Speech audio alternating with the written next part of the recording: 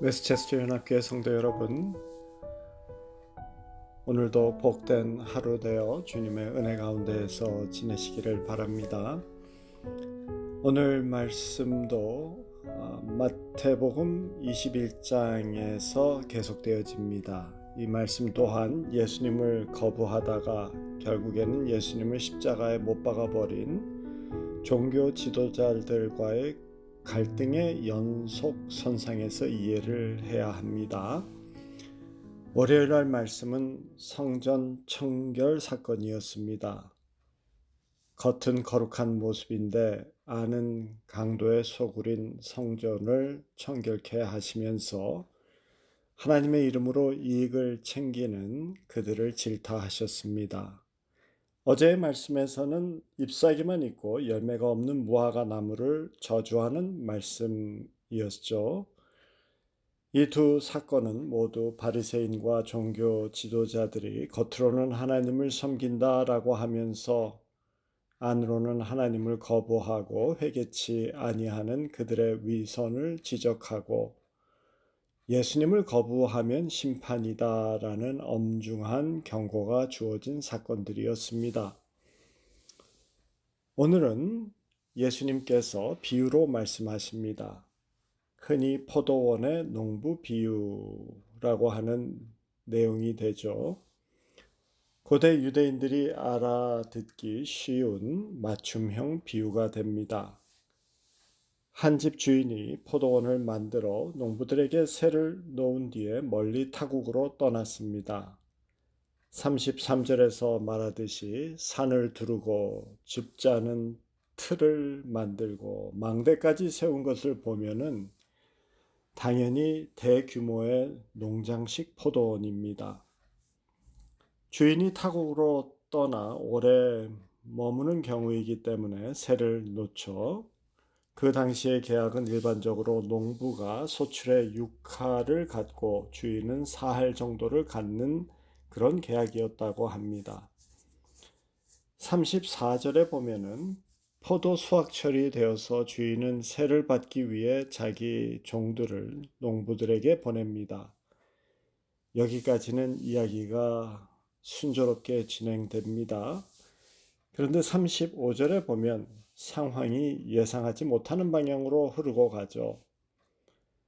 농부들이 주인의 종을 붙잡아 구타하고 죽이고 돌로 칩니다. 그들의 악한 행동은 계약 위반이고 법적으로 처벌 대상이 되어집니다. 주인은 더 많은 종들을 보냅니다. 농부들은 그들까지 구타하고 죽이고 돌로 쳐 죽입니다. 주인은 그래도 해결하고자 하는 의도를 가지고 마지막으로 아들을 보냅니다. 농부들이 아들을 대하면 마음이 달라질 것이다 라는 기대를 했습니다. 주인의 기대는 여지없이 다시 허물어졌습니다. 주인의 계약이 허물어진 경우라고 봐야 되겠죠. 더 이상은 계약이 없는 경우가 되어집니다. 38절부터 39절에는 농부들의 악한 생각과 만행이 드러납니다. 농부들이 그 아들을 보고 서로 말하되 이는 상속자니 자 죽이고 그의 유산을 차지하자 하고 이에 잡아 포도원 밖에 내쫓아 죽였느니라. 목가적인 아름다운 풍경으로 시작된 이야기는 살인과 만행으로 끔찍하게 변해갔습니다. 주인의 종들만 아니라 아들까지도 죽여서 유산을 차지하자라는 것입니다. 이제 예수님은 비유 이야기를 끝내고 듣고 있던 사람들에게 이렇게 묻습니다. 포도원 주인이 올 때 그 농부들을 어떻게 하겠느냐? 당연히 종들과 아들을 죽인 죄를 물어 거기에 연루된 농부들을 진멸하고 계약을 충실하게 지킬 다른 농부를 찾아서 놓을 것입니다. 라고 답합니다. 예수님께서 43절에서 친절하게 그 비유를 설명해 주십니다. 그러므로 내가 너희에게 이르노니 하나님의 나라를 너희는 빼앗기고 그 나라의 열매 맺는 백성이 받으리라. 하나님 나라를 빼앗길 너희라는 작자들은 폭행과 살인 행위를 저지른 농부들이죠. 그리고 하나님 나라의 열매를 맺어 인정을 받게 될 이들은 비유에서 주인과 새로운 계약을 맺는 농부들입니다. 한쪽은 하나님의 나라를 빼앗기고 다른 한쪽은 하나님 나라를 받게 되는 것입니다. 양쪽의 선이 선명하게 구분되어 나뉘어집니다. 자신이 어느 쪽에 속하는지에 따라서 그들의 처지가 완전히 달라지는 것이죠. 여기서 하나님의 나라를 빼앗길 너희, 그들은 성전에서 만났던 대제사장들과 장로들, 서기관, 바리새인들입니다. 약간씩 역할을 달리하는 사람들이지만은 전체적으로 볼 때 이들은 유대교를 대표하는 엘리트 집단이 됩니다.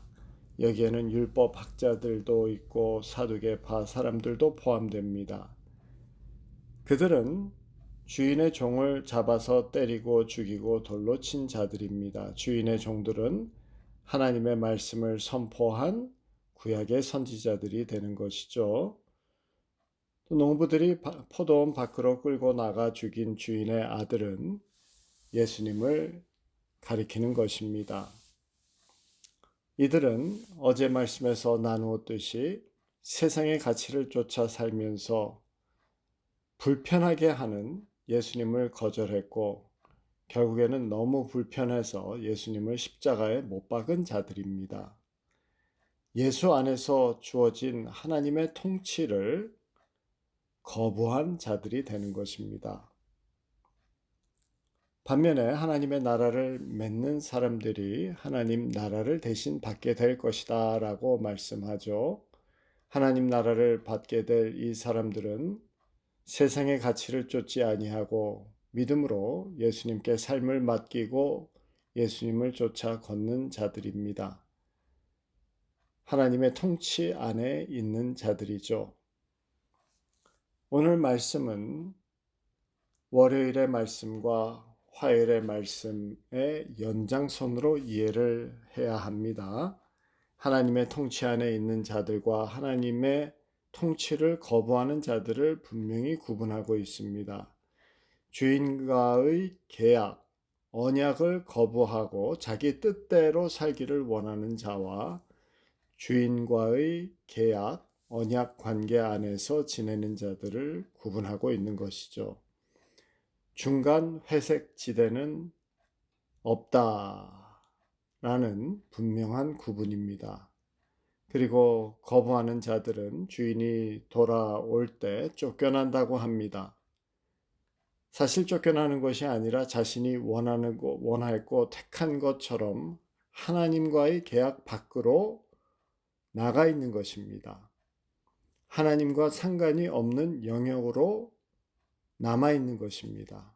하나님의 사랑이 전혀 미치지 않는 그 어두운 곳, 영원한 지옥으로 그냥 남아있게 되고 거기서 이를 갈게 될 것이라고 합니다. 이를 가는 행위는 고통과 후회를 의미하죠.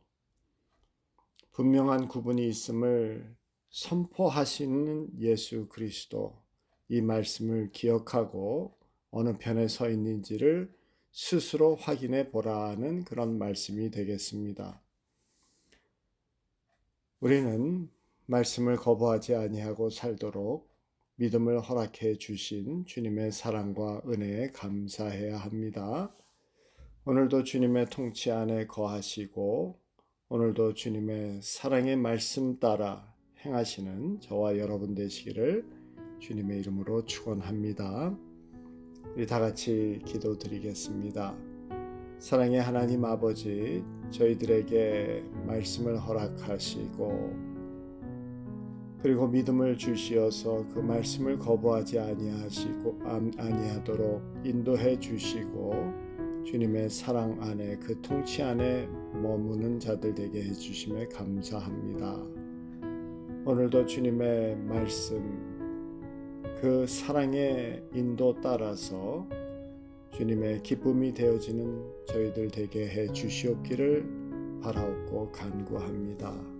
성령님 함께 해 주시고 특별히 우리 성도님들 또 연로하신 분들 병약하여서 참 어려움 가운데 계신 주의 백성들 주님의 강한 손으로 붙들어 주시옵고 오늘도 주님께서 품어 주시오며 위로해 주시옵고 힘 주시옵기를 간절히 바라옵고 기도드립니다.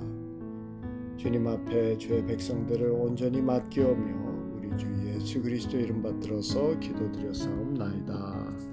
아멘.